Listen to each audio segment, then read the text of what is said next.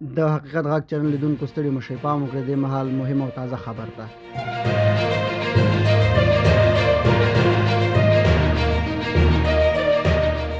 تېره شپه ناوخته پر ننګرهار، خوست، کونړ او کندهار کې د پاکستان د بې پیلوټه الوتکو بریدونو کې د ملکي خلکو کورونه هم په نښه شوي دي. سرچینې وایي چې دغه بریدونه تېره شپه د پاکستان بې پیلوټه الوتکو په واسطه ترسره شوي دي چې ګڼ شمېر زیانونه یې اړولي دي.